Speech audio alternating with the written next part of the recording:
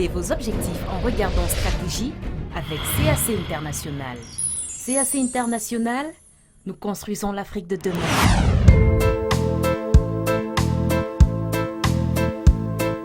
Au sommaire de Stratégie, le best-of. Zoom sur la ville de Yabassi et le lycée technique et professionnel agricole de Yabassi. Découvrez les curricula de formation et les modules d'enseignement de cet établissement unique au Cameroun. À suivre également dans cette édition, un bilan du Chan Total 2020 qui s'est déroulé du 16 janvier au 7 février 2021, avec un focus sur le secteur de l'hôtellerie et l'événementiel. Bienvenue sur Stratégie, le magazine de l'économie actuelle.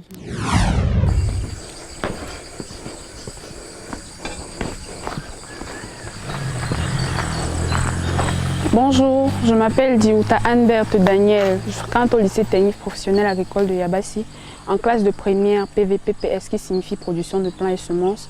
Je vous invite à me suivre sur ma parcelle d'examen pour voir comment ça se développe et je vous parlerai un peu de mon établissement.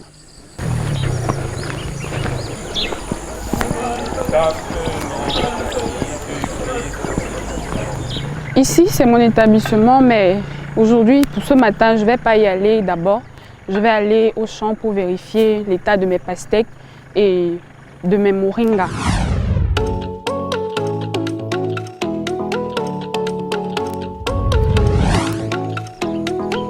Ce lundi, 31 mai 2021, est jour d'évaluation pour Anne-Berthe Diouta. À quelques jours du probatoire de l'enseignement technique pour lequel elle est candidate, l'élève doit faire face à ses enseignants pour un ultime galop d'essai. C'est à 800 mètres de l'établissement que commence sa journée. Première étape, son atelier de production de plants. Une application d'un cours d'agrophysiologie. Alors, comment elles vont tes boutures et semences de moringa? Bon, ma semence va très bien. Par contre, mes boutures, il y en a quelques-unes seulement qui ont déjà prise. Comme celle-ci par exemple. Celle-ci, celle-ci également, celle-ci, celle-ci. Par contre, les graines ont pris à 80%. Les plants que vous voyez là, en surface. Les pots qui n'ont pas encore pris, je vais juste procéder au remplacement. J'ai encore quelques graines à la maison. Je vais juste les remplacer. On a fait un cours en agrophysiologie, une matière qu'on appelle agrophysiologie, sur la reproduction. La reproduction végétative et générative. Ça, c'est la reproduction générative à l'issue des graines. Et ça, c'est la reproduction végétative à l'issue des fragments de plants. Donc, c'est avec beaucoup d'enthousiasme qu'on fait qu'on est dans cette école en fait. Parce que quand tu finis en classe, tu peux venir vérifier si ce que l'enseignant a dit est vrai ou pas.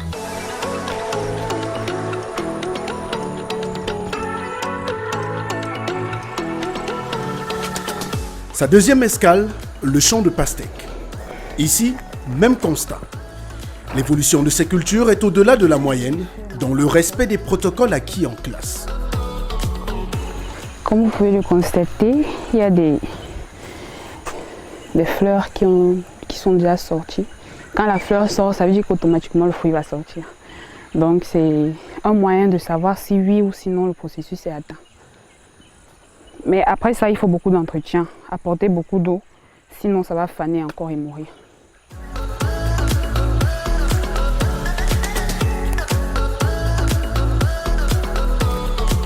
Pour Anne-Berthe, le lycée technique et professionnel agricole de Yabassi, qu'elle a rejoint en classe de seconde, après l'obtention de son BEPC, le brevet d'études du premier cycle, marque une évolution certaine dans son processus d'apprentissage. Le tout en lui offrant de vraies perspectives d'avenir. Le lycée technique agricole parce que c'est particulier. Déjà, j'ai à la base un BEPC, ça veut dire que j'ai fait la générale avant de virer en technique. Là-bas, j'ai eu à faire déjà la majorité de ce qu'ils ont fait, dont la plupart. Mais ici, c'est en fait le rendement. Là-bas, il va falloir que tu continues encore pour te performer. Ici, non seulement c'est professionnel, mais ça instruit encore davantage. Comme un tas de de boutures comme ceci. Quand j'ai déjà produit, je peux facilement me vanter que j'ai une production en terre. Les plants comme ça, je peux les mettre sur un espace et puis ça produit, je vois ce que j'ai fait. Ça, ce sont les aubergines. Vous pouvez constater, ils ont déjà atteint leur cycle de maturation jusqu'à... On a même déjà récolté, sont peut-être les derniers fruits. Quand je produis un fruit comme ceci, quand je vais sur le marché, si un plant comme ça produit en moyenne 10 fruits, j'ai déjà 1000 francs par plant. Après avoir dépensé combien les semences, bien sûr, peut-être les semences certifiées, on peut les trouver à coût, peut-être élevées sur le marché. Mais si tu as 1000 francs par plant et que tu as 1 hectare comme ceci, vraiment c'est beaucoup d'argent et puis tu peux encore te développer davantage, mettre sur une plus grande surface. Anne-Berthe Diouta n'est pas la seule élève du lycée technique à se montrer studieuse. Quelques heures auparavant, dans l'après-midi du dimanche, nous retrouvons un groupe d'élèves du lycée en route pour le champ d'application.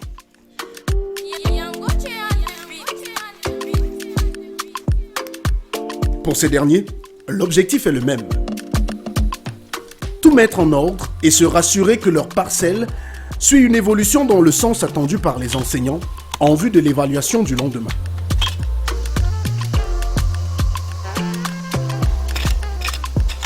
Désherbage et fertilisation à l'engrais sont au programme du jour.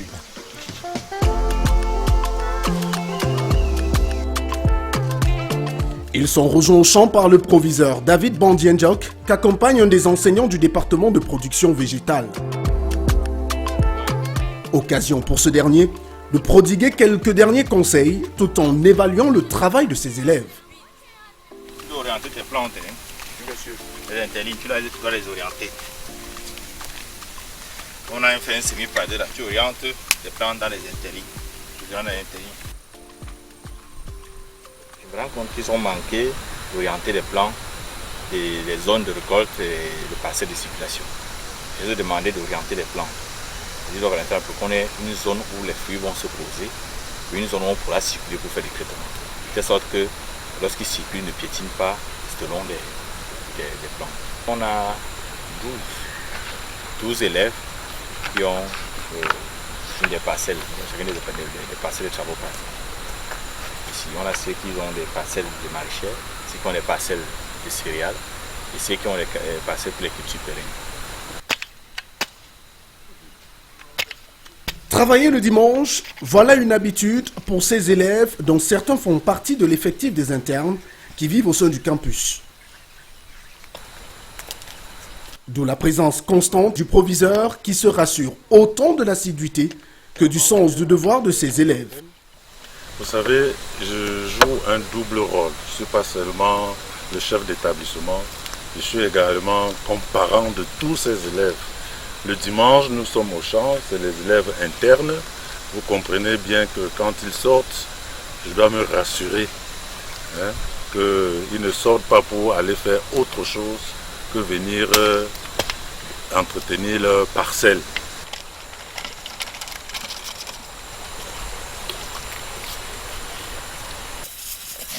S'ils sont si regardants sur le travail de leurs pensionnaires, c'est aussi et surtout parce que ces parcelles constituent un véritable laboratoire d'expérimentation pour les enseignants du lycée technique, agricole et professionnel de Yabassi. La particularité de cette parcelle d'application, c'est en quelque sorte les tests que nous faisons sur cette parcelle. C'est-à-dire quoi? Nous sommes dans un nouveau microclimat. Et ici à Yabassi, il y a des cultures qu'on n'a jamais fait.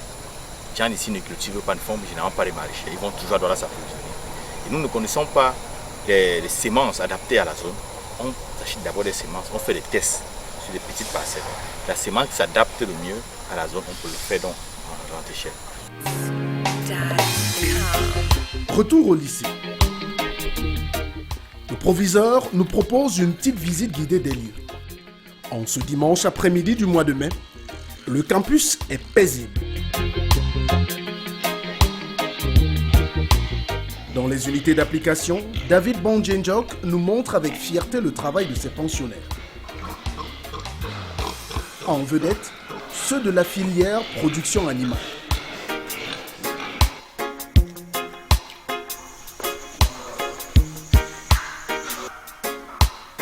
Dans l'unité d'application de l'élevage de volailles, d'une capacité de 1600 poussins, seuls quelques boxes sont occupés et les travaux des élèves bien affichés au tableau, avec notamment des fiches d'évolution et de suivi.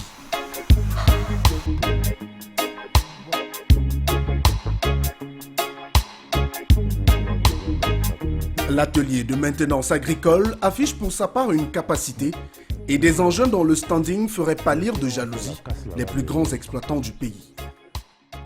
Le lycée technique et professionnel agricole de Yabassi est un établissement d'enseignement secondaire public, essentiellement professionnel dans le domaine de l'agriculture.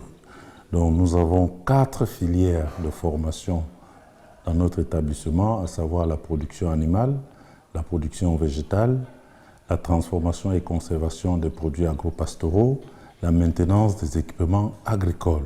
Notre objectif, c'est de donner le savoir-faire à nos élèves afin que, au sortir d'ici, qu'ils soient soit des ouvriers agricoles, soit des agents techniques pour pouvoir tenir des unités de production ou créer de l'emploi. Ils reçoivent des enseignements théoriques à environ 30%, mais le reste, c'est des enseignements professionnels. Et ce qui voudrait dire qu'au bout du compte de leur formation, ils sont aptes à être des entrepreneurs agricoles, à créer eux-mêmes leur propre richesse. Avec une capacité d'accueil de 2 à 300 élèves, dont un internat mixte de 154 lits, le lycée technique et professionnel agricole de Yabassi est loin de son potentiel réel aujourd'hui. Avec la crise de la pandémie du coronavirus, son effectif qui était d'environ 200 élèves en 2019-2020 est passé à 164 pensionnaires pour le compte de l'année 2020-2021 écoulée. Grâce à la soixantaine d'enseignants qui y sont employés, cet établissement est le seul au Cameroun à pouvoir offrir un ratio de 1 enseignant pour 3 élèves. Nous avons 4 objectifs que nous visons. Le premier objectif, c'est la formation continue des élèves, la production, la formation continue des riverains, la valorisation des résultats de la recherche. Alors, s'agissant de la formation continue de nos élèves, nous avons donc en ce moment des unités d'application. C'est dans ces unités d'application que nous pouvons prélever le fruit de leurs travaux, envoyer soit à la cantine, soit leur donner afin qu'ils puissent tout au moins présenter cela à leurs parents. Pour la mise en pratique des leçons apprises en salle, outre les unités d'application, le lycée technique et professionnel agricole de Yabassi met à la disposition des élèves 75 hectares de terres arables, dont une partie est en cours d'aménagement par l'administration. Nous avons 75 hectares de terre, mais présentement, nous sommes en train de faire dans la déforestation progressive pour mettre à disposition ces terres-là à nos enfants. Nous avons pour cette année dégagé pratiquement 10 hectares, et ce qui permet à nos enfants de faire la pratique sur le terrain. Vous verrez que chaque élève a sa parcelle pour les unités d'application. Bonjour messieurs et bienvenue au laboratoire de TCPA, donc transformation des produits agro-pastoraux. Je vous en prie.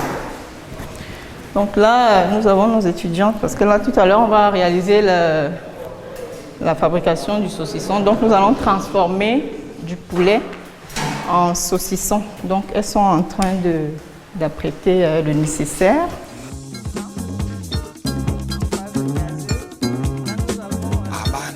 Voici Céline Marlène Nkono. Elle est enseignante au département de transformation et conservation des produits agro-pastoraux, TCP. Ici, nous avons des assiettes chauffantes. Dans le laboratoire qu'elle nous fait visiter avec plaisir, une batterie d'appareils dernier cri pour les activités pratiques.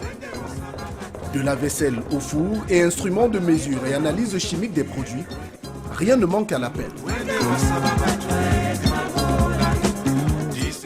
Ce matériel installé par la coopération chinoise à la construction du lycée n'est pourtant pas en service. Depuis le début des travaux de bitumage de l'axe Bonepupa-Yabassi, la ligne haute tension qui permettait d'alimenter le lycée en électricité a été détruite.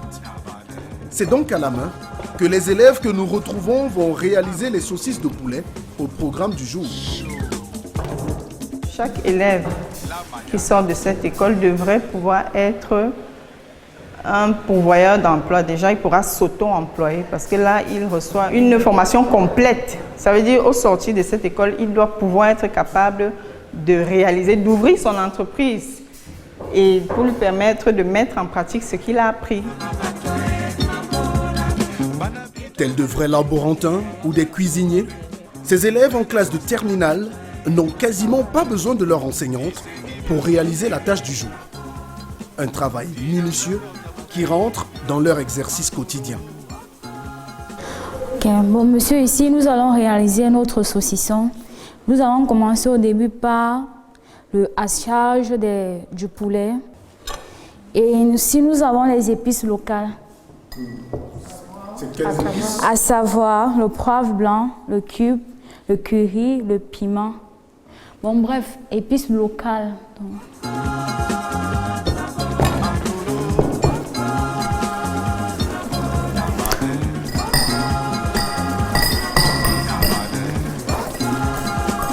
Ma mère est fière de moi, pourquoi? Parce que lorsque je fabrique, ou lorsque je transforme, je rentre, je montre. Ça lui permet aussi de découvrir. Elle ne connaissait pas qu'on faisait, la farine pouvait aider à faire les biscuits. Donc, ça lui permet aussi de découvrir certaines choses. Fierté des parents au vu de l'esprit d'initiative acquis par ces élèves, mais surtout de la qualité des résultats obtenus sur le terrain. Avec un taux de réussite aux examens de l'OBC, l'Office du baccalauréat du Cameroun, session de 2020, de 92,86%, le lycée technique et professionnel agricole de Yabassi s'est classé 7e sur le plan national, mais surtout premier national dans la catégorie des établissements de l'enseignement technique. Et ce, pour la 3e année consécutive. Le tout en tout juste 5 années de fonctionnement. Nous quittons le laboratoire de TCPA avec la promesse ferme de venir déguster le saucisson de poulet en préparation. Direction les champs d'application où l'heure est à l'évaluation proprement dite. Rodrigue Kamdoum, l'enseignant, se montre méticuleux et n'hésite pas à recadrer les élèves dont le travail n'est pas à la hauteur de ses attentes. Chaque élève présente sa fiche d'évaluation et reçoit sa notation sur place. La particularité, c'est que ici, on évalue l'aptitude à l'enfant, son savoir-faire. Et son savoir-faire ici, c'est un savoir-faire pratique. On observe si l'enfant a compris de pourquoi est-ce qu'il faut couper des boutures en biais, comment il a disposé ses sachets. Et on regarde aussi parfois, il y a des enfants un peu jongleurs, retardataires. C'est-à-dire vous remettez les semences à tout le monde, mais ils jonglent un peu, ils prennent un peu du retard sur les autres. Et comme on donne la possibilité à l'enfant de travailler, la discipline, l'autodiscipline de l'enfant ici compte beaucoup. Malgré ces résultats probants, le lycée technique agricole de Yabassi fait face à de nombreuses difficultés circonstancielles. La première, la fourniture en eau et en énergie électrique. Une de nos grosses difficultés, c'est aussi ça le développement. Vous savez, avec l'arrivée de la route, cette route qui est en chantier, nous vivons un désagrément énorme parce que l'entreprise a dégagé toute notre tuyauterie d'eau, Camwater, et tout le réseau électrique de haute tension. Donc du coup, nous sommes sans eau, sans électricité.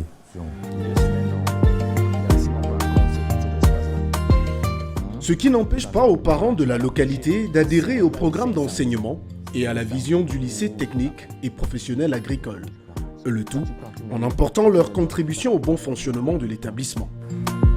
Purchase your tracks today. Avec les frais d'APEE qui s'élèvent à 20 000 francs CFA par an, soit un budget de 3 280 000 francs CFA, l'association des parents d'élèves œuvre au quotidien au bien-être des élèves et des enseignants.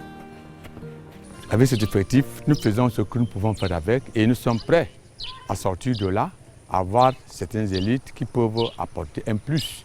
Parce que à présent, nous cotisons 20 000 francs par enfant et compte tenu des besoins qui sont au lycée, ces besoins sont énormes. D'abord même la clôture même. Quand vous voyez, cette clôture doit être refaite. Ça veut dire que elle ne protège pas le lycée. Parce que plusieurs fois, le proviseur se plaint qu'il y a des élèves ou des non-élèves qui escaladent sur la barrière et entrent à l'intérieur du lycée et arrivent à faire un espace des actes vraiment qui ne sont pas bien. Donc nous avons beaucoup à faire, mais seulement, comme nous sommes à la première année, nos contributions ne peuvent pas faire tout cela, mais nous nous mobilisons pour que la prochaine année, qu'on essaye de trouver d'autres moyens pour renforcer, pour aider nos lycées. Une contribution minime, pas suffisante pour couvrir les besoins considérables de cet établissement.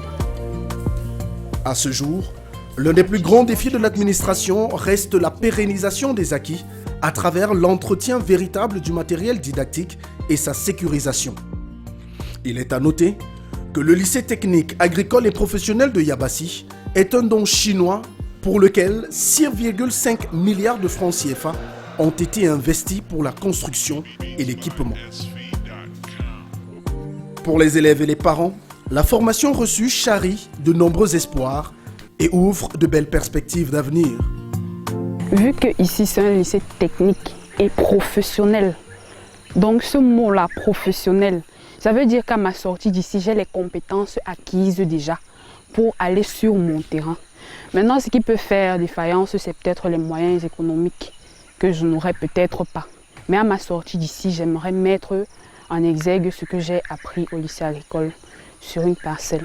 C'est ici que j'ai appris à travailler, faire les champs, à savoir arrêter la machette ou utiliser la roue. La seule différence entre moi et les autres camarades qui sont dans les autres établissements est que, avec la formation que j'ai ici, là, je peux m'auto-employer. Je prends par exemple comme papa, il a un champ de 4 hectares. Donc dès ma sortie, ma formation ici, lorsque j'aurai mon BT qui est le brevet technicien, je pourrais reproduire la formation que j'ai dû faire ici. Parce que moi je suis dans le premier PV, TCP, production des cultures pérennes. Donc je pourrais dans l'avenir faire dans le cacao ou également faire dans la culture maraîchère. Parce qu'on nous apprend aussi ça. J'aimerais que ce lycée soit vraiment productif, qu'il y ait, n'est-ce pas, des activités génératives de revenus, premièrement, et qu'il y ait une production constante.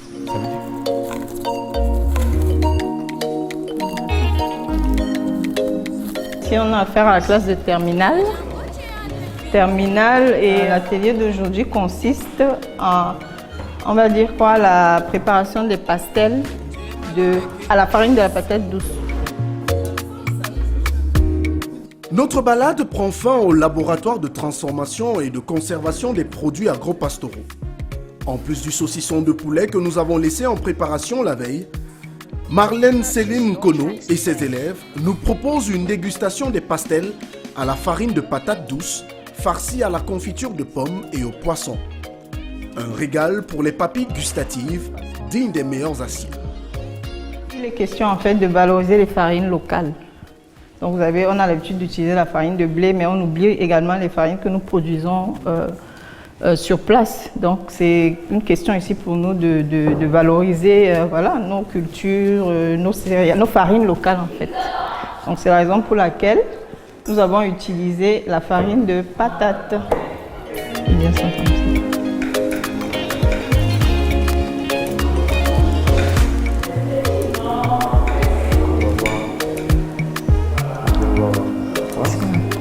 Purchase your tracks today.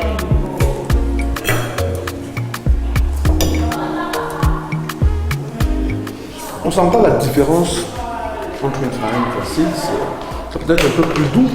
Bah ouais, ça, certainement, il y a une différence. Ici, il y a un peu plus de... On ajoute carrément, on n'ajoute même pas de sucre parce que la patate, elle est déjà sucrée, elle est naturellement sucrée. Donc, c'est déjà un point positif en termes de santé, quoi. Donc, on n'a pas besoin d'ajouter du sucre dans la pâte de patate, voilà. Contrairement à la farine de blé où il faut absolument ajouter voilà, un peu de sucre pour nuancer un peu, voilà, que la pâte ne soit pas fade, quoi. De quoi clore en beauté cette découverte d'un établissement à la pointe de la vision d'une agriculture de seconde génération, telle que voulue par le chef de l'État.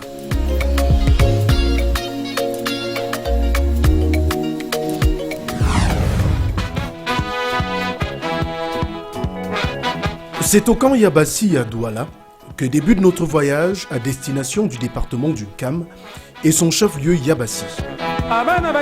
100 km de route pour 3h30 de voyage où nous alternons sur du goudron et la route en chantier. Sur le chemin, la présence quasi permanente des camions transportant des grumes de bois, nous rappelons que nous entrons en zone forestière. La tonne de poussière qu'il soulève à chaque croisement renseigne à souhait sur le fait que l'axe Bonepoupa-Yabassi, long de 45 km, est en plein chantier. D'ailleurs, les ouvrages d'art, les ponts notamment, dont le taux de réalisation affiche un ratio plus qu'intéressant, témoignent à souhait de l'avancée des travaux.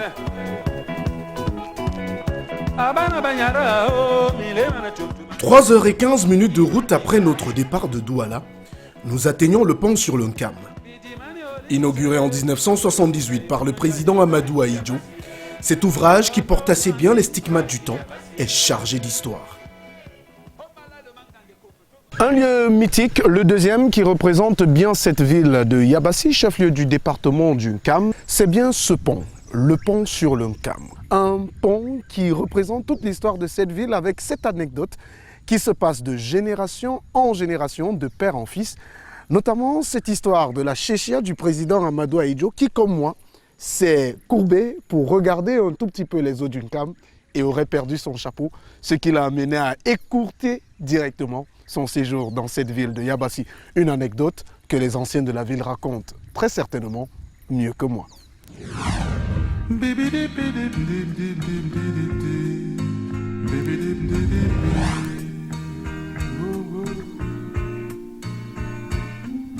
En entrant dans la ville de Yabassi, l'anecdote du pont trotte dans les esprits.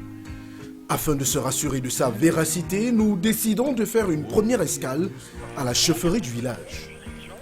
En l'absence du chef, c'est son frère aîné, le patriarche Charles Dingong Congo, qui nous reçoit. À 75 ans sonnés, il est l'un des témoins oculaires de la cérémonie d'inauguration du pont sur le Nkam. 78, moi-même j'étais. Et j'avais même un document là, j'ai fouillé ça la nuit, peut-être que j'ai laissé à Douala.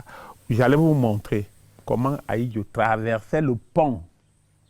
Quand il est venu inaugurer le pont, il traversait, arrivé à cette nous, il a commencé à saluer la population. Mais cette histoire qu'on invente là, que le chapeau est tout, non, c'est faux.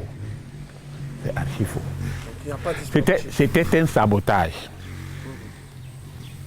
Un sabotage. Pour saboter le Nkam. Qu'est-ce qui s'est passé? 2 jours avant, le gouverneur qui était dans le littoral avait convoqué les populations. Quand les gens sont arrivés, la population est arrivée, il les a dit, voilà le président qui arrive. Il ne veut pas voir les gens en pagne parce que nous avons les pieds rouges.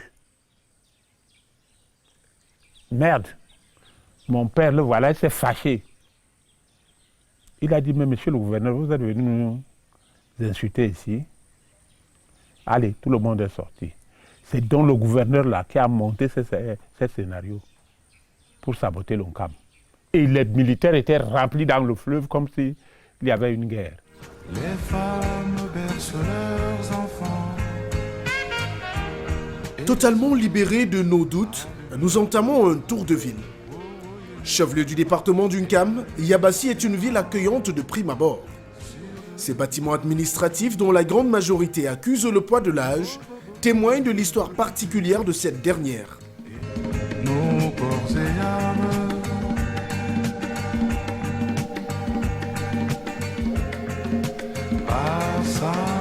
En poste depuis 2020, Jean Mirabeau Eba est le maire de la commune de Yabassi.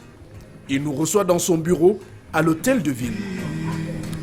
Yabassi est limitrophe à peu près 8 communes.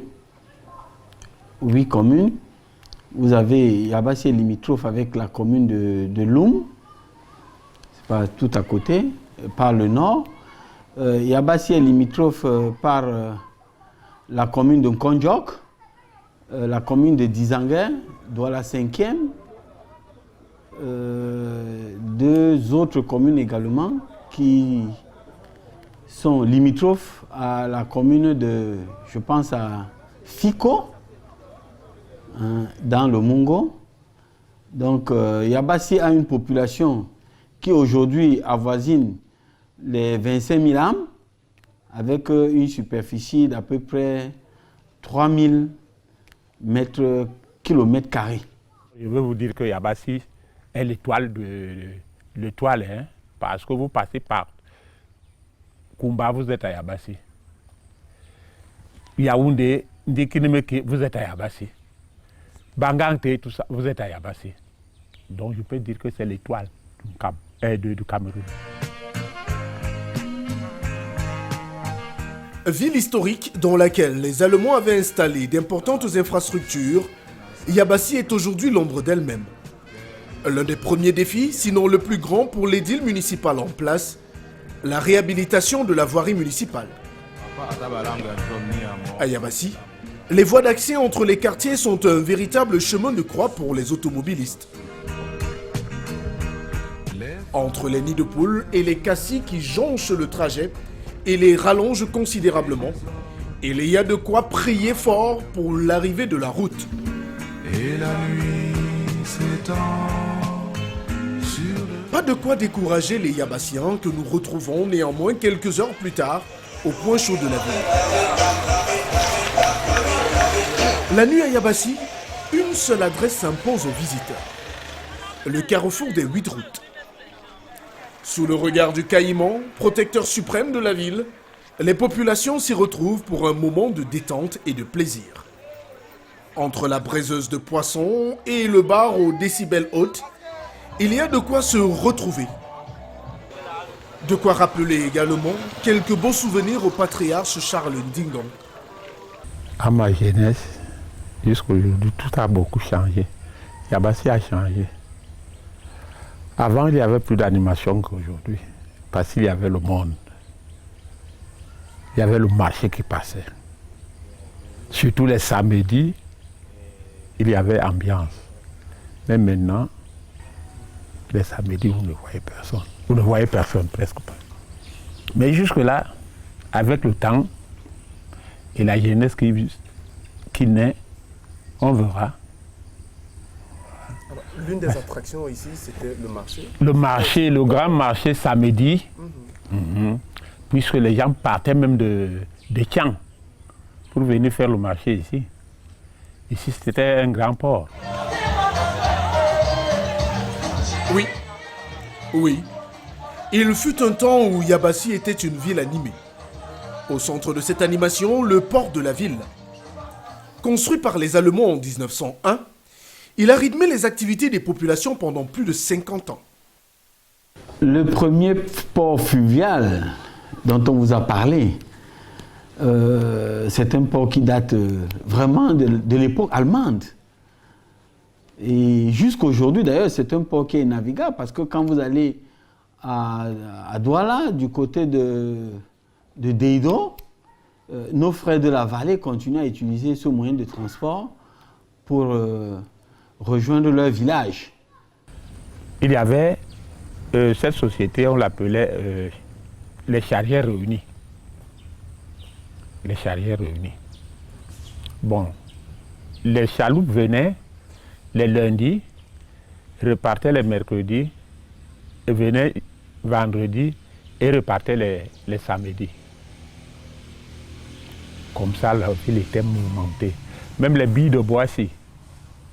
Il y avait donc les challengers qui les portaient, d'autres qui ne pouvaient pas. On les jetait dans l'eau pour amener à Douala. À la quête d'éléments et bâtiments historiques du Vieux-Port, décrits par le patriarche Charles Dingan, nous nous lançons à la recherche de ces vestiges. À notre arrivée, nous tombons nez à nez avec un piroguier qui attend ici patiemment de pouvoir charger sa cargaison de madriers sur le fleuve. Bon, je suis pilote. Comme vous voyez la pirogue là, garée là, le moteur là, je conduis seulement. Donc je suis là pour diriger la pirogue, donc je suis pilote. Nous transportons le bois, comme vous voyez le bois là, c'est comme ça que ça se transporte. Et il y a aussi les pirogues de transport qui transportent aussi la marchandise, donc pour les bails là, comme à peu près celle qui est couchée là-bas. Ce qui est versé au sol, c'est plus de 220 pièces. Et la pirogue porte ça en un seul tour. Donc on peut faire même peut-être, le jour qu'il y a les marchés, on peut faire peut-être 2 voyages par semaine, si possible. Non, le camp n'est plus comme avant, puisque il y a beaucoup de choses qui ont changé. Puisque auparavant, quand nos parents vivaient, on a le bord du marché qui est en haut là. Là-bas, il y a le grand marché de Yabassi, donc de tout le centre-ville Yabassi. C'est là qu'il y a le grand marché, une grande carrière.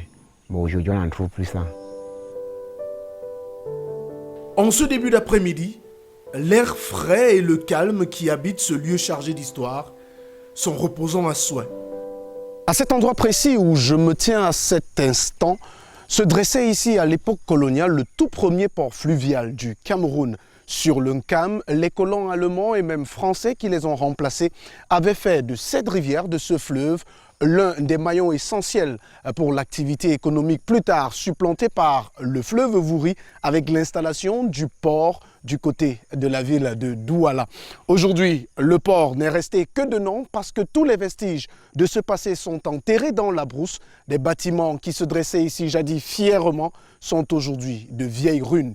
Aujourd'hui, seule l'activité de carrière de sable et le transport des marchandises par voie fluviale persistent, continuant de donner à cet espace le nom de port, même si les populations préfèrent l'appeler aussi le bord du fleuve.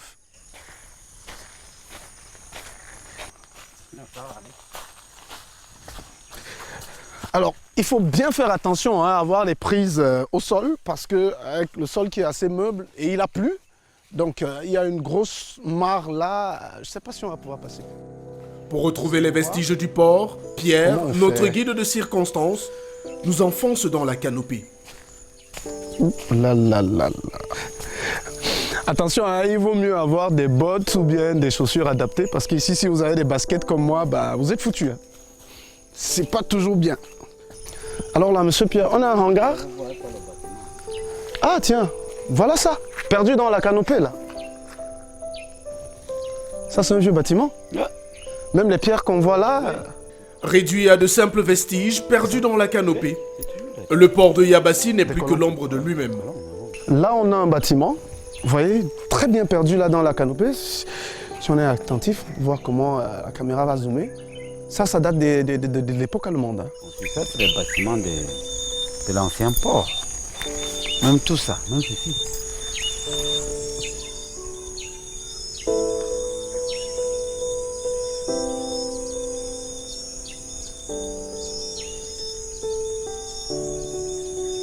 Les activités économiques, jadis florissantes, ont été remplacées par le transport de planches sur des pirogues et surtout l'extraction du sable.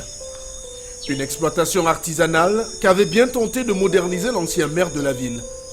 Sa pompe à sable, jadis capable d'extraire une dizaine de tonnes du lit du fleuve, est aujourd'hui à l'abandon, flottant comme un îlot de ferraille sur les berges d'une came. Alors, je suis sur des marches. Je vais essayer de descendre. Hein. C'est un chemin qu'ont emprunté à l'époque les colons pour descendre au port, pour descendre à la rivière. C'est pas toujours évident. Attention, hein, il faut se méfier. Voilà. Allez, on peut le voir. Hein. C'est vraiment signe du temps. Je vais pas aller plus loin parce que j'ai peur pour mon équilibre. Mais là, on peut voir les pirogues là. C'est ici que les colons abordaient, accostaient pour pouvoir remonter les marchandises et autres. Aujourd'hui, ce ne sont que les ruines du passé, le passé de Yabassi.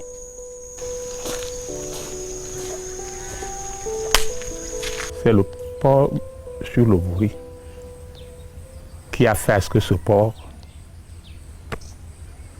n'a plus tenu. Quand le port sur le Vouri est passé, les activités à Yabassi sont coupées.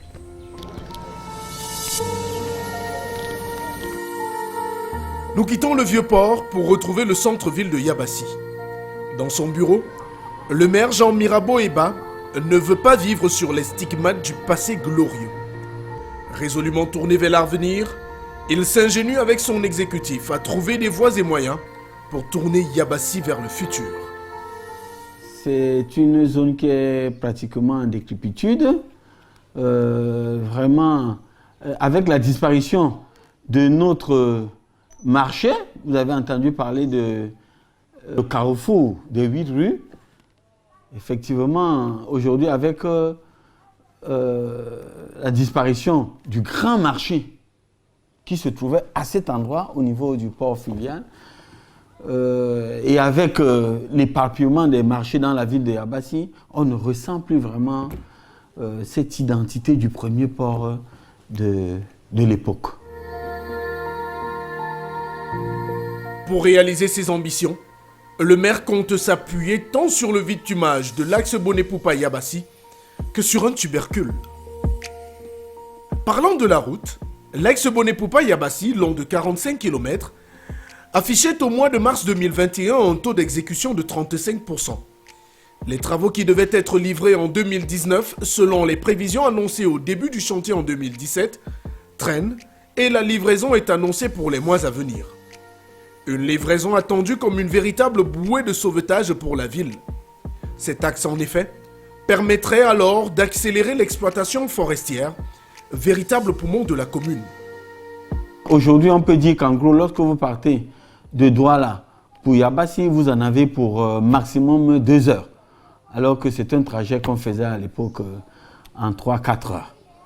Vous avez vu vraiment le bitume qui a traversé Bonepoupa, qui a traversé le carrefour d'Obangengue, les travaux des ponts et, n'est-ce pas, toutes les traversées sont pratiquement terminées. Aujourd'hui, l'entreprise Benz essaie de recoller les morceaux. On peut dire que c'est l'entrée de Yabassi qui pose encore quelques petits soucis. Mais sinon, le gros du travail est fait. Même si je meurs maintenant, je vais dire que j'ai roulé sur la route de Yabassi, goudronnée. Même comme ce n'est pas encore ici à la maison. Mais elle est là. Parce qu'avant, on mettait plus de 7 heures de temps. Maintenant, 2 heures, je suis déjà à Douala. 1h30, je suis à Douala. Alors, comment? Pour moi, même si je vais mourir, je vais dire à mes parents que j'ai vu ce que vous n'avez pas vu. Si la route charrie de grands espoirs, c'est surtout parce qu'elle devrait permettre à long terme de désenclaver ce bassin de production agricole important. Outre les productions à venir du lycée technique agricole professionnel de Yabassi, dont les expérimentations sur les semences sont en cours, Yabassi compte également sur son manioc jaune. Voilà comment le manioc jaune arrive à Yabassi réellement. C'est un fraudeur au port de Douala qui est entré dans une cale des bateaux. Il a donc trouvé les boutures attachées qui allaient en transit. Les boutures là sortaient de l'Amérique pour le Mali. Il a donc volé quelques tas. Il est donc venu expérimenter. Ça l'a donné à sa sœur, à Dourbili. Il lui dit, expérimente tout ça. Sa sœur a donc fait une petite portion comme ça. Après, le manioc a poussé, on a vu le manioc jaune. Ce n'était pas ici. C'est comme ça donc qu'on a multiplié les boutures dans tout Yabassi. Le manioc jaune, c'est un manioc particulier, n'est-ce pas, qui pousse sur les terres de Yabassi. Et ce que j'ai cru entendre, c'est que quand on a pris les boutures à Yabassi pour les planter ailleurs, ce manioc ne pousse pas. Ne me demandez surtout pas pourquoi. Nous avons également appris de l'IRAD qu'il s'agit d'un croisement du manioc blanc que vous connaissez et de la patate. Alors, il est cuit, n'est-ce pas, comme du manioc que vous connaissez, mais il a un goût, une saveur tout à fait particulière. Il a un goût sucré, il est légèrement dur, il a une particularité qu'il faut vraiment découvrir. Intrigué par la fougue et la passion avec laquelle le maire Jean Mirabeau Eba parle du manioc jaune, nous décidons d'en savoir plus sur ce tubercule. C'est à Kokom, à 17 km du centre-ville de Yabassi, que nous nous rendons avec Marie Tcholong, plus connue sous le nom de Mamani. Ici, la cultivatrice a 2 parcelles d'1 hectare chacune, dans lesquelles il y a bien du manioc blanc que du manioc jaune. Nous sommes en pleine saison des récoltes et la présence d'une quinzaine de filets à l'entrée du premier champ indique que Mamani se prépare à recevoir les fruits de son labeur. C'est dans le marché, ça dépend. Pour pouvoir arriver, quand on arrive, on taxe là 17 000 francs. Et parfois, oui, on taxe un sac 17 000. Bon, elles peuvent discuter au niveau du marché. On peut donner même que c'est 15 000 francs. Tu prends. Pour une parcelle de 1 hectare, comptez entre 75 et 100 filets de manioc de cette taille, soit environ 1 500 000 francs CFA de revenus pour la cultivatrice. Les revenus auxquels il faut soustraire les 45 000 francs CFA de frais de défrichage et aménagement de la parcelle, l'achat des boutures de manioc à raison de 5 000 francs CFA pour un sac de 1000 boutures. Sachez que pour 1 hectare, il en faut 20 000, soit 20 sacs. Le tout pour un prix d'achat estimé à 100 000 francs CFA. À tout ceci, il faut ajouter des frais d'entretien et bien sûr les 8 mois de patience qu'il faut en moyenne pour qu'un champ de manioc jaune arrive à maturité.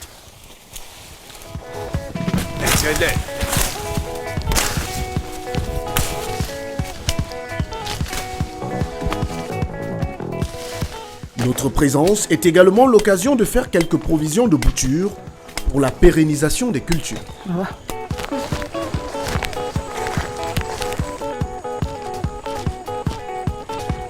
Non satisfaits de la première récolte, nous entrons dans le deuxième champ. Pour y accéder, il faut enjamber un ruisseau aux allures paisibles, mais dont la traversée est un véritable exercice de gymnastique.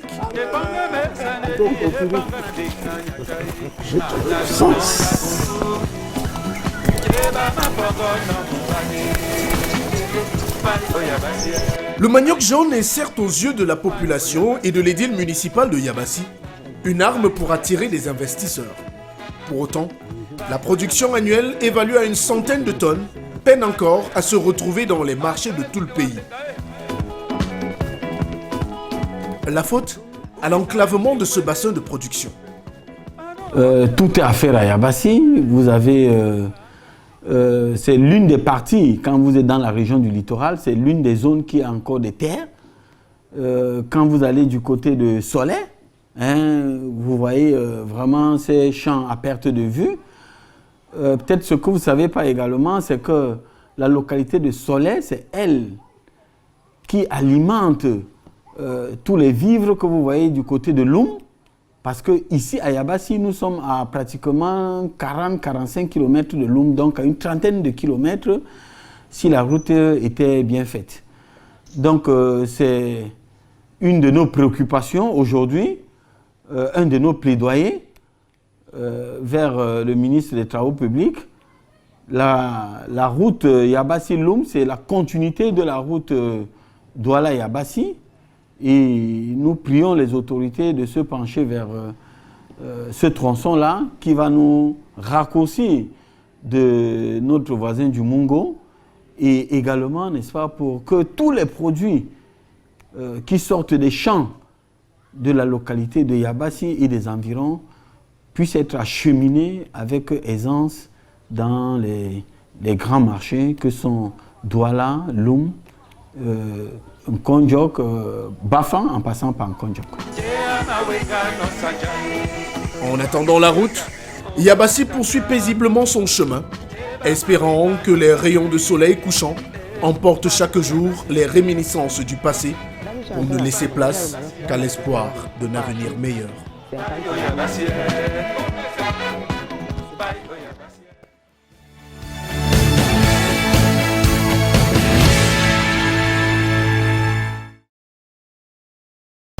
Réalisez vos objectifs en regardant stratégie avec CAC International.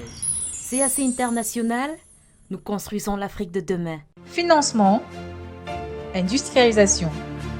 Entre les thèmes de la conférence Promit Open Learn ou des managers d'organisation, chefs d'entreprise, experts sont attendus pour un partage d'outils pratiques avec des intervenants parmi les plus en vue de la recherche et du business en Afrique. Pour votre participation, un seul lien.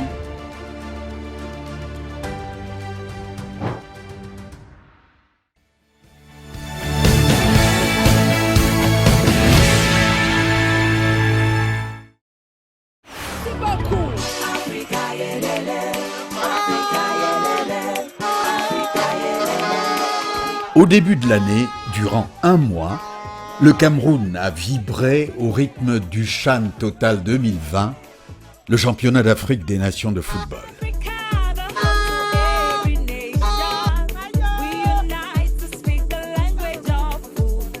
Privé de ce type de compétition depuis l'essai malheureux de 1972, le Cameroun n'a eu de cesse de rattraper le temps perdu. Et le voilà bien servi.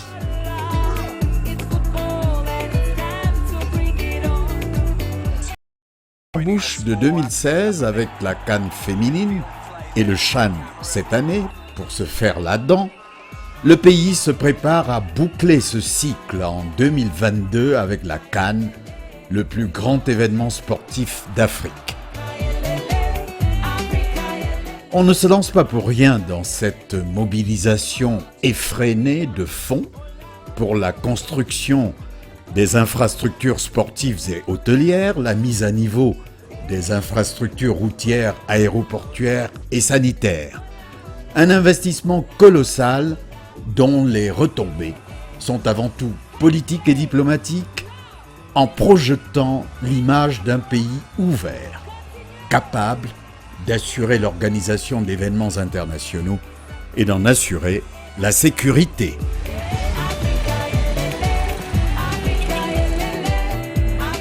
Comble de malheur, le Covid est venu compliquer une situation déjà peu favorable en imposant un strict respect de mesures barrières.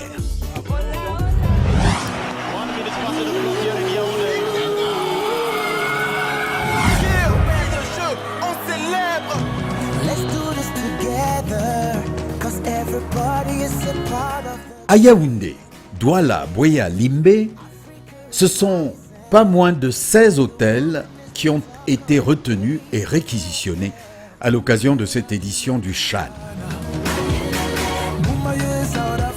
Des établissements qui, selon les exigences de la CAF, doivent appartenir à la catégorie d'hôtels la plus élevée en termes de confort parmi les hôtels situés dans les villes concernées. Écoutez, le CHAN, on l'a vécu parce qu'on a eu une équipe donc, à demeure pendant quelques temps, qui malheureusement a été éliminée de façon assez rapide. Mais sinon, oui, on a pu participer grâce effectivement à l'équipe que l'on a eue là au début de la CHAN.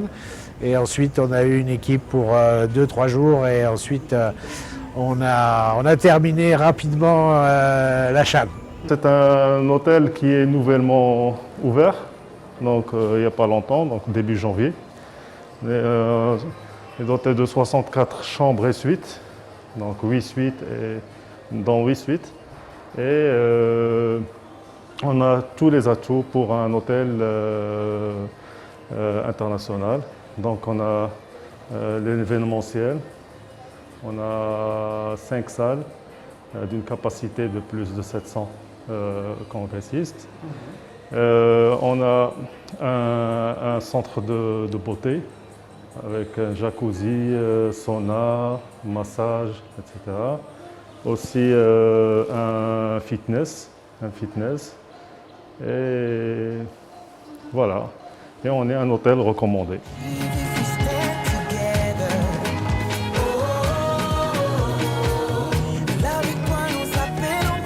Les hôtels choisis pour la délégation de la CAF, les arbitres et les équipes, sont tous des hôtels de catégorie 4 et 5 étoiles, dont les infrastructures, espaces publics, restaurants, chambres, centres de fitness et du bien-être doivent être d'une grande qualité.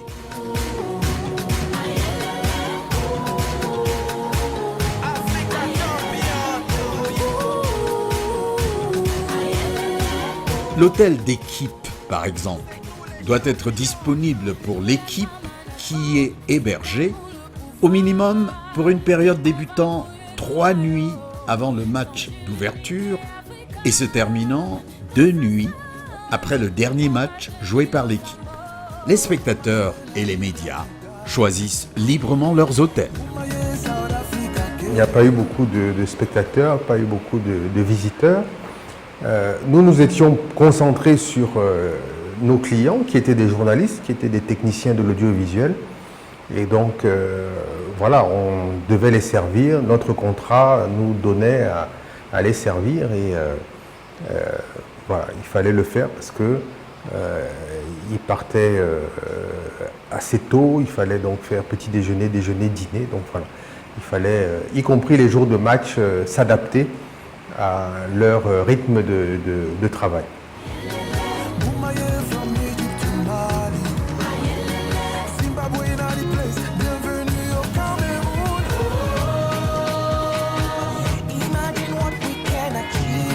Le tenant du titre, le Maroc, a choisi de loger à l'hôtel Relax en Kometou, localité située hors de Yaoundé en lieu et place de l'hôtel La Falaise de Yaoundé, réservé par le Cameroun pour la finale du tournoi. Une option qui a donné une visibilité inattendue à cet établissement, ouvert seulement quelques semaines auparavant. Il voulait un hôtel à huis clos, avec les conditions qui leur éviteraient une contamination du virus corona. Donc ils ont trouvé que notre hôtel il est le plus adéquat, il est au périphérique de la ville de Yaoundé. Et ils étaient vraiment à l'aise dans cet hôtel.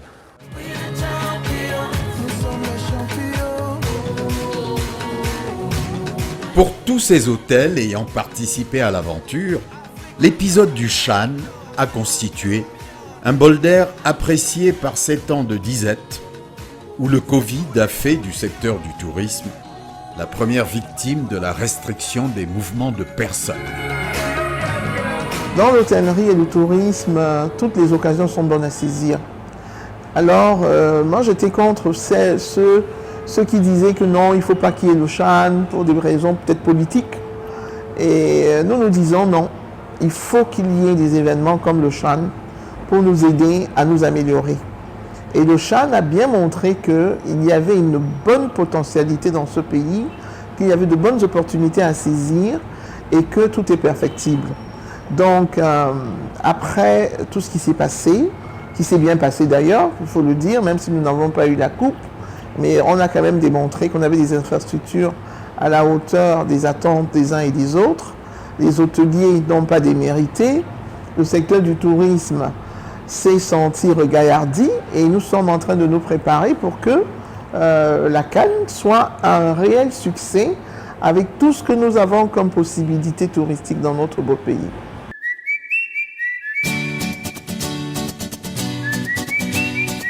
De quoi regretter cette omniprésence du risque de la pandémie qui n'a pas permis aux hôtels de recevoir un peu plus d'autres clients, les mordus du football notamment. Les restrictions touchent également les entreprises. Beaucoup d'entreprises ont dû revoir leur organisation, pratiquer le télétravail, donc avoir moins de personnes sur site. Donc vous comprenez que pour quelque chose qui relève du domaine des loisirs, on n'a pas pu faire quelque chose du point de vue même corporate, organiser des déplacements, même de cadres ou d'employés pour aller assister au match. Donc tout ça globalement a été vraiment fortement réduit.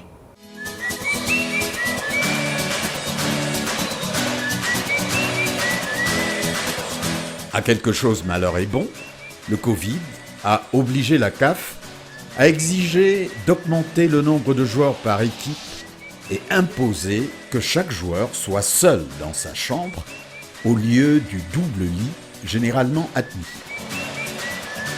Normalement, une équipe occupe à peu près une vingtaine de chambres, plus tout ce qu'il y a comme staff, soigneurs, médecins, kinés, etc., plus les coachs. Et, là, ils ont été obligés de prendre une chambre par joueur. Donc, ce qui fait qu'effectivement, on a eu grosso modo, au total, comme tous mes confrères, on a eu à peu près 55 chambres pour l'équipe, le staff, la sécurité, etc.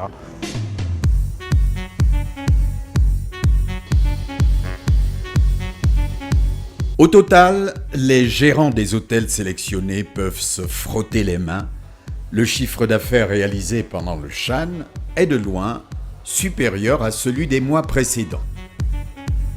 Accueillir une équipe nationale au niveau de la CHAN, c'est un honneur pour nous. Et ça a boosté un peu notre notoriété et notre positionnement dans le marché touristique. Donc il ne fallait pas rater cette occasion. Donc effectivement, ça a donné un impact. Pour moi, le plus important, c'est la notoriété que tout ce qui est finance et rentabilité, etc. Donc voilà, c'était ça. Je crois qu'en termes de rentabilité, ça a quand même rapporté un peu pour le lancement des activités, c'était pas mal. Oui, effectivement, on ne va pas se plaindre. Sur une courte durée de 3 jours, donc effectivement, c'était rentable. Donc imaginons la CAN qui arrive. Donc la CHAN, c'est un événement qui était très important. C'est un, comment dirais-je, c'est un avant-goût, d'accord, pour se préparer pour la prochaine CAN. On a perdu quand même une grosse part de notre chiffre d'affaires du fait que les voyages sont beaucoup moins fréquents et que par conséquent la CHAN a pu nous apporter effectivement, je dirais, un mois à peu près normal. Je dis bien à peu près.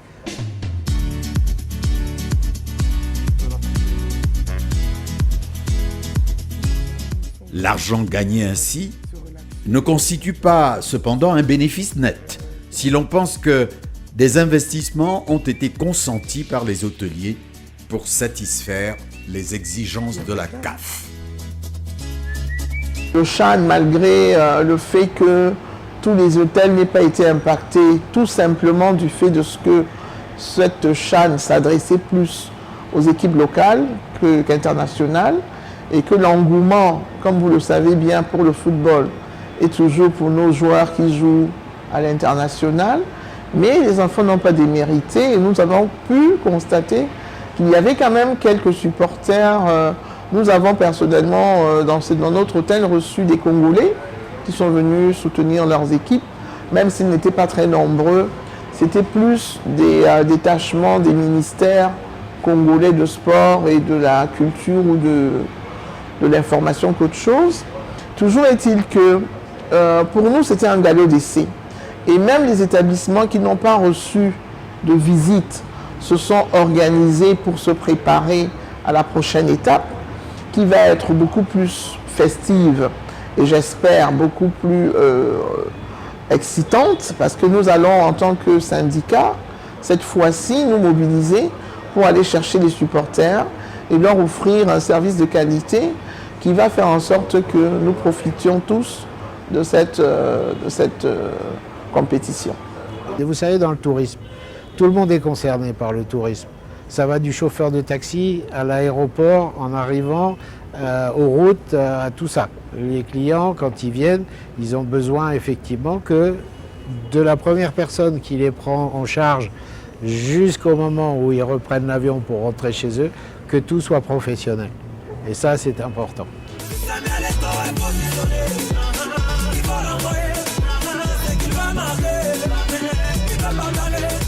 En fait, le CHAN n'a été qu'un feu de paille et les hôteliers apprécient à sa juste valeur le soutien ponctuel et ciblé accordé au secteur du tourisme par le gouvernement. 1,7 milliard aux établissements hôteliers et agences de voyage du Cameroun, dont 810 millions de francs CFA pour les hôtels divisés en 6 catégories. Bien que leur dossier ait été validé, les hôteliers attendent encore de toucher cette subvention. Nous avons sollicité aussi un bémol sur les impôts pour qu'il y ait une pause fiscale, pour qu'il y ait une adresse à l'attention des banques, pour que les crédits concoctés par ces promoteurs-là puissent connaître un étalement ou un report ou une différenciation de remboursement. Donc je comprends effectivement qu'il y ait eu beaucoup de déceptions de ce côté-là, mais c'est l'hôtellerie, c'est le tourisme. Nous avons toujours l'espoir que demain sera meilleur.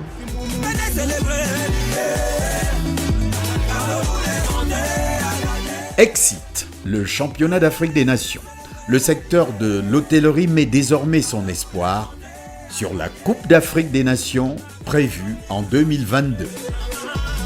On a vu que entre la CHAN ou le CHAN et la CAN, ce n'est pas les mêmes pays qui sont concernés. Hein. Le Nigeria n'était pas là, l'Égypte n'était pas là, donc voilà. Il faut aussi s'adapter du point de vue gastronomique, parce que des pays comme le Maroc ont une gastronomie bien différente. Hein. Il faut prévoir des viandes ou des plats qui soient halal. Mais du point de vue organisation, nous n'avons pas grand-chose à faire, puisque notre capacité hôtelière, qui est d'une centaine de chambres, avec différents types de logements, nous permet d'accueillir toutes sortes de personnes. Nous avons lancé personnellement dans notre syndicat un mouvement qu'on va appeler les chambres Cannes, qui vont donner un prix dédié à tous ceux qui viendront dans chaque établissement. On travaille pour qu'il y ait un décomptage de ces chambres-là et qu'il y ait un suivi du plan d'occupation des chambres Cannes sur toutes les 5 villes où se passera la compétition. On se prépare parce que l'événement de la CHAN, il nous a permis de détecter nos points forts et surtout nos faiblesses. Donc, afin d'améliorer notre service, qu'il soit vraiment au top pour qu'on soit à ce niveau de cette compétition, on va s'investir sur les manquements qu'on a pu détecter lors de l'événement de la CHAN. Oui. Pour réussir cette future CAN, il faudra tirer les leçons du CHAN et apprendre à travailler ensemble. J'aimerais voir plus les acteurs du monde sportif se mobiliser. Je l'ai dit, l'événement est organisé par l'État avec un mandat de la Confédération, mais les acteurs du monde professionnel, du monde sportif, doivent se mobiliser. Les agences marketing, les agences événementielles, les télévisions, les journalistes doivent... il n'y a pas plus grand événement qu'une CAN en Afrique. Donc les Jeux Olympiques n'arrivent pas encore en Afrique. Donc il n'y a pas plus grand événement. Et il faut éprouver, improuver, il faut se rassembler, travailler ensemble. Et les hôteliers ont commencé à signer des accords avec les associations de journalistes sportifs. Donc c'est déjà un premier pas. Mais il faut faire encore plus. Pour l'instant, on n'a eu que des retours positifs par rapport à nos clients. Ça a boosté notre communication. Et d'ailleurs, comme vous voyez, on est là, on est bien positionné.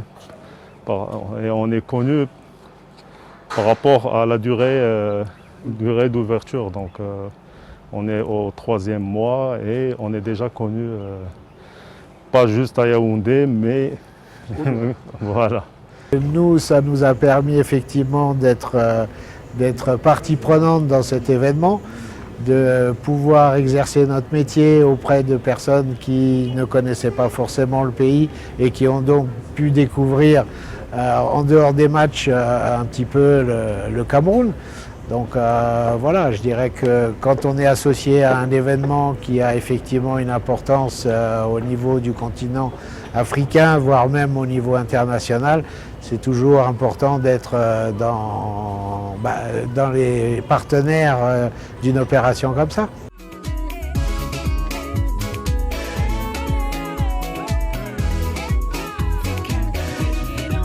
Une certitude, le tourisme, dont l'hôtellerie est l'un des poumons, doit devenir un sujet d'intérêt pour tous.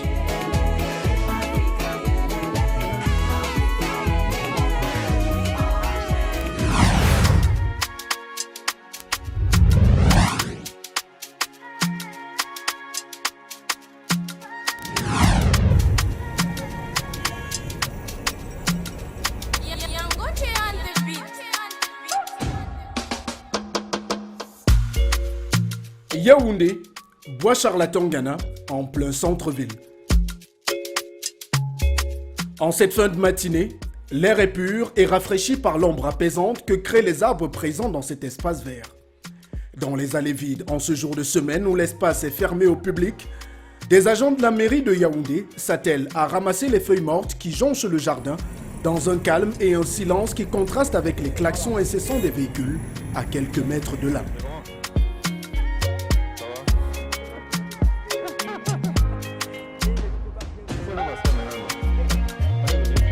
Je passe régulièrement ici lorsque je viens au MINSEP ou bien lorsque je fais des tours en ville.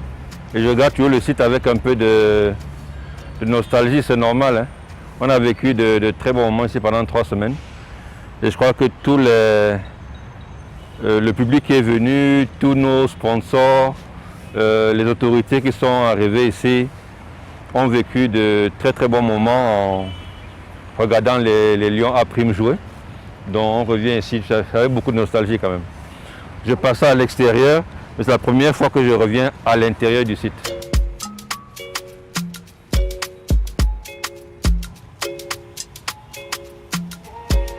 Jules Denis Onana est un ancien lion indomptable du Cameroun.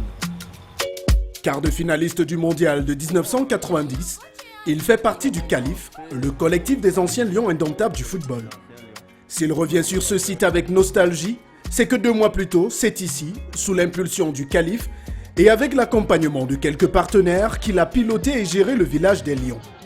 Un concept inédit dans l'histoire des compétitions africaines qui a mobilisé tant les anciennes gloires du football camerounais que les tops officiels du pays. Nous avons pensé au Calife, au collectif des anciens Lions, qu'on ne pouvait pas faire un événement comme le Chan. Le Cameroun ne pouvait pas accueillir un événement comme le Chan sans que les anciens Lions soient impliqués. C'est une façon pour les anciens Lions de montrer qu'ils sont attachés aux résultats du Cameroun, qu'ils communient avec le peuple camerounais pour que les Lions continuent à gagner. Et nous avons voulu créer un endroit spécial. L'endroit spécial à Yaoundé, c'était peut-être être à l'ombre de la statue de Charlatangana. Et nous avons donc pensé que ce lieu pouvait être le village des Lions. Et je crois que nous avons bien réfléchi. Tout le monde s'est retrouvé. Sa Majesté Charlatangana nous a accueillis. Et c'est tout un symbole de la ville de Yaoundé.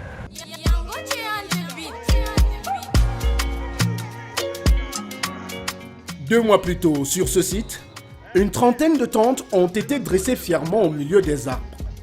Au menu, divers services allant de la restauration au divertissement, avec en prime la diffusion sur grand écran des matchs du Chan. Plus qu'une fan zone classique, le village des Lions a constitué une véritable attraction pour la compétition.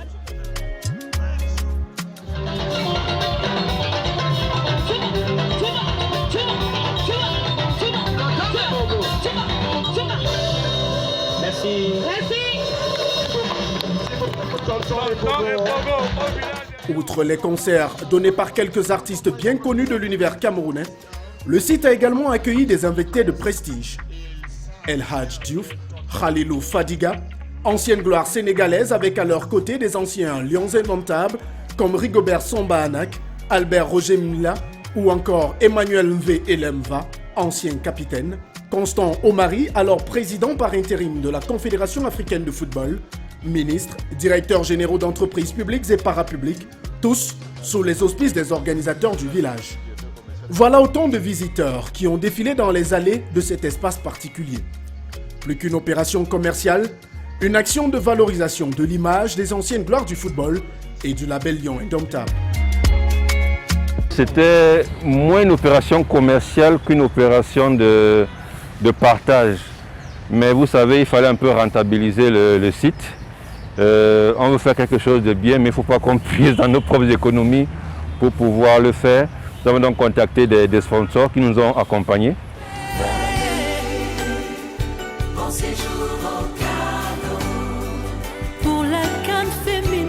Opération réussie et concept validé par la CAF.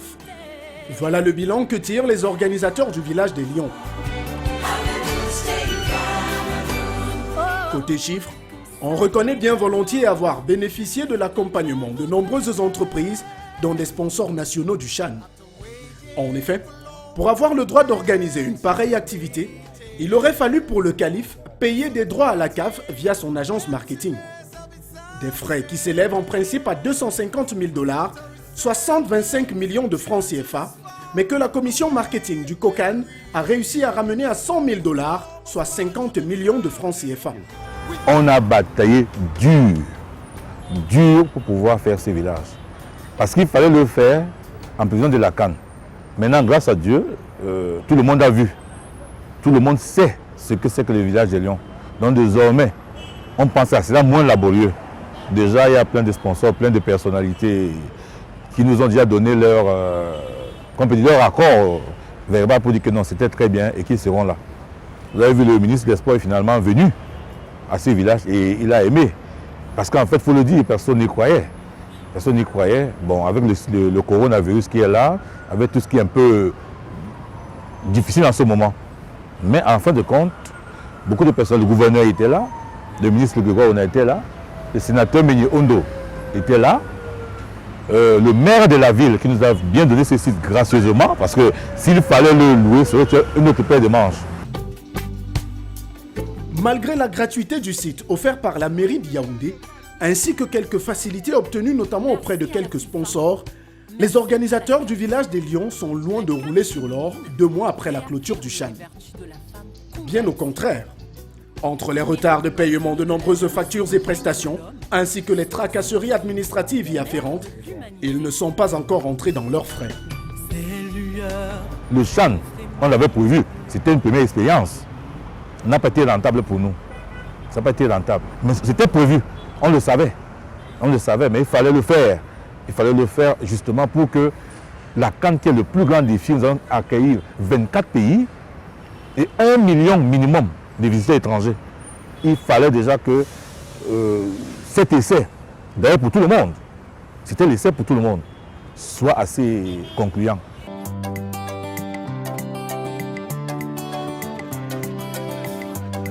Si les organisateurs du village des Lions sont globalement satisfaits des résultats obtenus avec cette opération, il n'en est pas de même pour tous les acteurs impliqués dans l'organisation et la tenue de ce CHAN.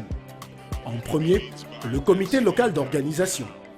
Avec le cahier de charges revu à la hausse suite aux contraintes de la pandémie du coronavirus, cumulé à la réduction du nombre de places en vente dans les stades, le COCAN a eu du mal à réaliser des bénéfices durant cette compétition. Tenez par exemple, la commission marketing. Elle est considérée à juste titre comme la cheville ouvrière en termes de rentabilisation de la compétition pour le pays organisateur. Cette dernière avait d'ailleurs tablé sur des rentrées hors billetterie de l'ordre d'1,5 milliard de francs CFA. Malheureusement, selon des informations puisées à bonne source, elle n'a pu réaliser que 37% des objectifs visés en termes de rentrée, soit 600 millions de francs CFA. Des recettes qui proviennent principalement du paiement des droits à l'image de 4 sponsors nationaux, à savoir Camtel, API, SABC et Camerco, ainsi que des différents services à valeur ajoutée offerts aux différents prestataires durant la compétition. Concernant les recettes de la billetterie, si les chiffres officiels ne sont pas encore connus, les données à notre disposition permettent de tenter une modélisation.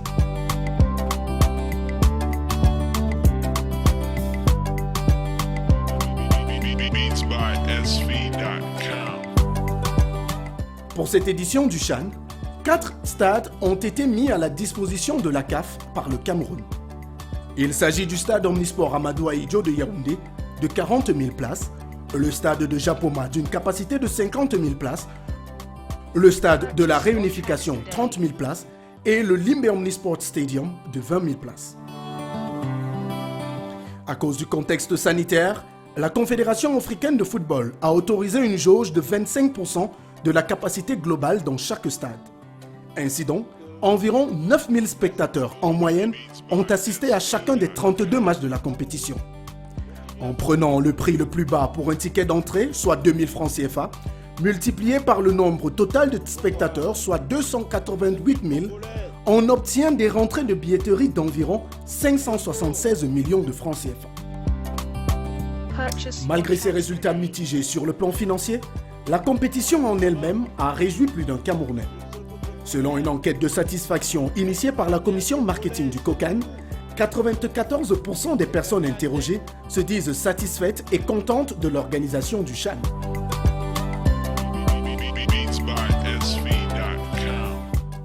Une des raisons principales, la qualité des infrastructures sportives utilisées durant la compétition. Après les différentes campagnes de bashing sur les réseaux sociaux, les fans de football ont découvert avec émerveillement la qualité des infrastructures proposées par le Cameroun pour ce rendez-vous du football continental. Autre élément de satisfaction, la mise en avant durant le CHAN du savoir-faire local en termes d'organisation et même de gestion d'événements d'envergure internationale.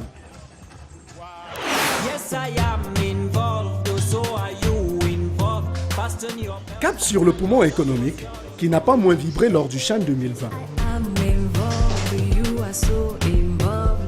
Nous allons à la rencontre de Easy Group, entreprise qui a assuré la régie et le son lors des cérémonies d'ouverture et de clôture du CHAN. Celui qui nous reçoit, c'est Apindongo, le directeur général de la structure. Le CHAN pour nous, c'était plus l'aboutissement parce qu'on a l'impression que ça fait 4 ans qu'on retient notre souffle. Ça fait 4 ans qu'on investit, ça fait 4 ans qu'on travaille, ça fait 4 ans qu'on s'organise. Donc c'était vraiment le résultat d'un travail de longue haleine et tous les collègues étaient vraiment fiers de l'impact que la CAN a eu, surtout dans le cœur des Camerounais.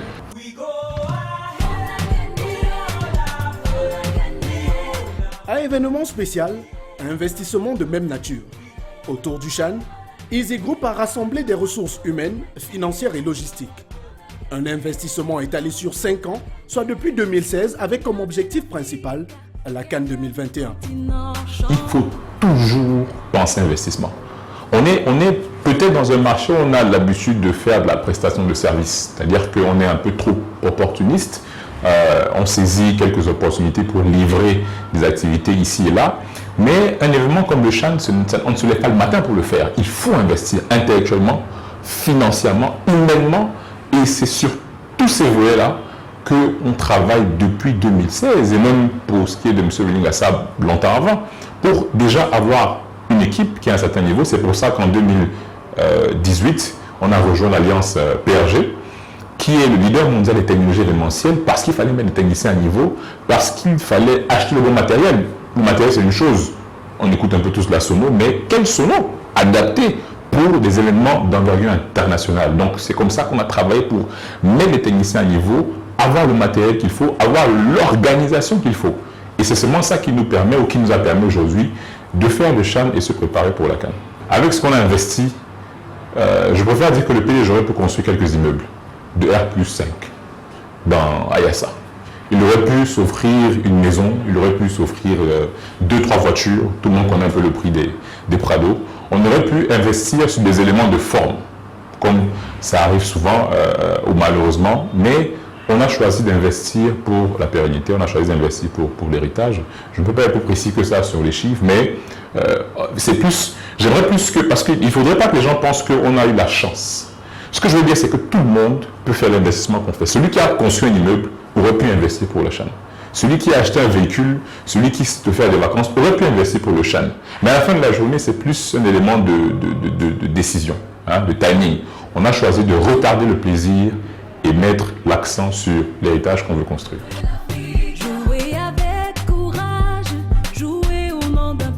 Si la Covid a eu un impact important sur les activités de l'entreprise en 2020, ses prestations durant le Chan lui ont permis de réaliser d'importantes rentrées financières, ce qui a permis d'amortir le costaud investissement estimé à près de 2,5 milliards de francs CFA. Pour autant, la contribution du Chan reste infime et Easy Group compte bien rentrer dans ses frais sur le long terme. On est à moins de 20%. On est à moins de 20% en termes de retour sur investissement. Surtout que la canne, le Chan et la canne, il y a eu un glissement.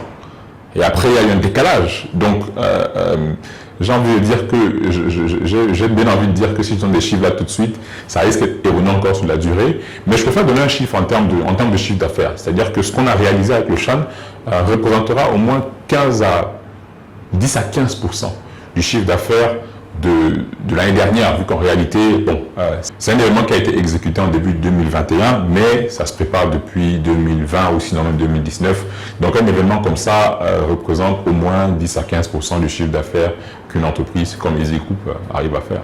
Et on espère que les entreprises, les particuliers, l'État camerounais va continuer de faire confiance à Easy Group et aux acteurs locaux afin qu'on puisse, n'est-ce pas, rentabiliser les investissements qu'on a eu à faire pour ces événements, mais surtout pour le pays.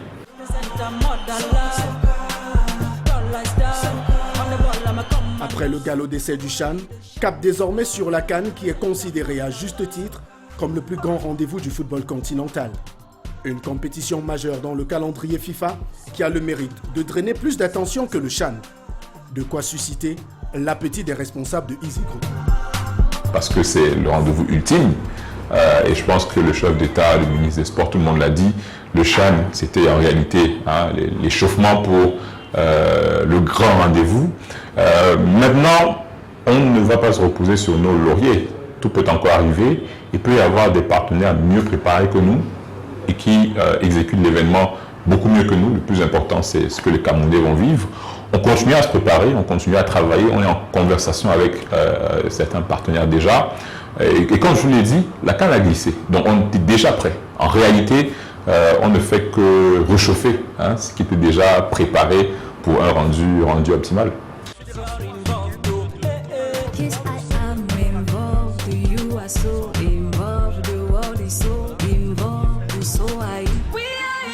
Pratiquement un an après avoir accueilli le Chan 2020, le Cameroun sera l'hôte de la CAN 2021, une compétition à 24 équipes. Un rendez-vous plus important qui verra une fois de plus la mobilisation de divers acteurs, des professionnels et des curieux, mais surtout des investissements colossaux et l'achèvement de plusieurs chantiers déjà entamés. Le défi de faire mieux est d'ores et déjà lancé.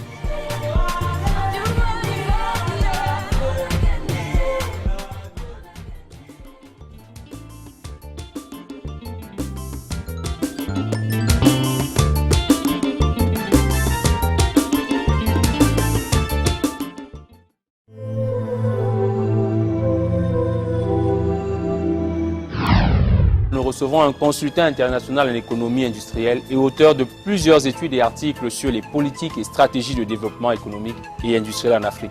Christian Pendey-Koka est fondateur et directeur général de Inside Business Development Service, conseiller en business development. Il est également conseiller à la présidence de la République du Cameroun. Christian Pendey-Koka.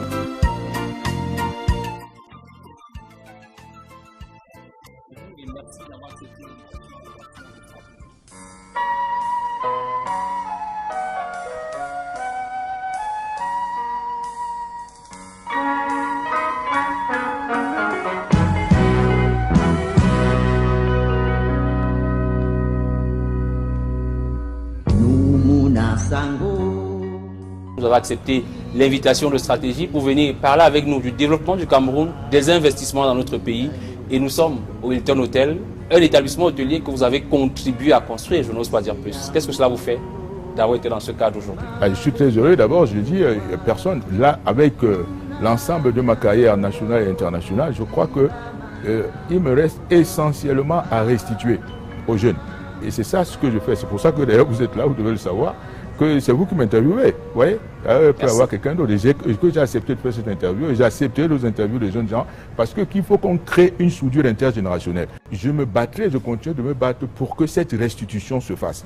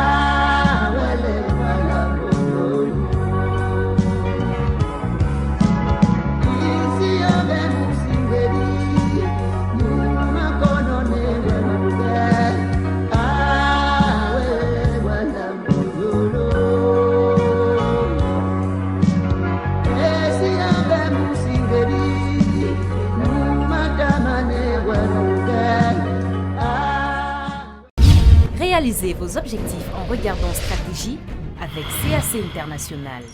CAC International, nous construisons l'Afrique de demain. B-Leader, un partage d'expériences et d'outils pratiques entre managers d'organisation, chefs d'entreprise et experts. Un seul objectif, outiller les femmes leaders et ambitieuses pour passer à l'étape supérieure, gagner des parts de marché, prendre de hautes fonctions dans les organisations. Mesdames, what next?